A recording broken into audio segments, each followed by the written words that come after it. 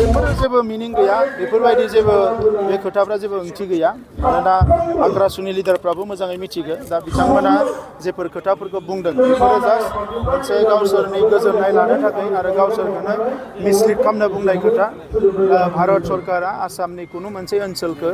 लानानै कमतापुर रायजो दानाय नङा आरो आसाम सरकाराबो बेखौ हगारनाय नङा ना बड'लेण्ड सरकारा हगारगोन ओंखायनो बिथांमोननि मायबा जायोबा बे वेस्ट बेंगलाव जानो हायो आरो वेस्ट बेंगलाव माबा मोनसे जाथों जोंहा बेखौ बुंनांगौ गैया खिन्थु जोंनि ओनसोलखौ लानानै कुनु कारनाव बेबायदि मायबा मोनसे कमतापुर माबा दानायनि कुनु चान्स गैया हा मेला खुंफुंनायाव मण्डलिफ्रा गोबां माने रां दालालि खालामदों होननानै रायजोफ्रा ओजों दिखांगासिनो दं बेबायदि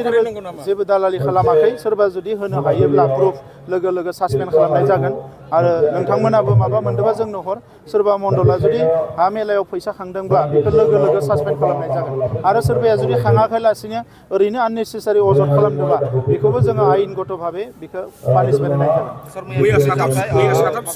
जागोन बियो ल' एन्ड अर्डारनि मोनसे बाथ्रा दिनै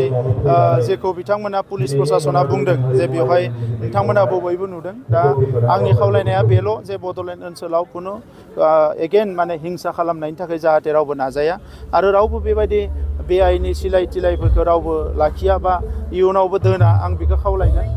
फिन हिंसा खालामनाय माने जोंहानो खहा जागोन दिनै गोजोन थासारि फैनाय लोगो लोगो जोंहा गेलेनायनि बिथिङाव फरायनायनि बिथिङाव गुबुन गुबुन बिथिङाव जौगानो हमदों रायजो राजाफ्रा फुंनि मोनानि बेरायनो हादों मोजां मोनसे थासारि फैदों दा बेबायदि समायाव सोरबाया जाहाथे हिंसा खालामनायनि बेबायदि मोनसे गुबुन गाज्रि लामाजों आगान सुरा आं बेखौ बयखौबो खावलायदों मानोना हारिनि फारसे बयहाबो बिबान दङ दा बे बिबानखौ बयखौबो रुजुनो थाखाय आं खावलायदों बिधान सभानि जिखिनि आरो माखासे बियाबफोरखौ सोदांनायनि माखासे बेनि हाबाफारिया जागायसिगोन भारत सरकारा डेलिमिटेसन खालामनो जेला थिनबाय इलेक्सन कमिसना बिनि हाबाफारिफोरा जागोन आरो आं मिजिंथिदों जे बेवहाय बड'लेण्डआ बारा जेबो बेबायदि साननांगौ गैया जोङो जेरैबायदि हास्थायदों बेबायदिनो मोजांखौनो जों खालामनो हागोन होननानै आं मिजिं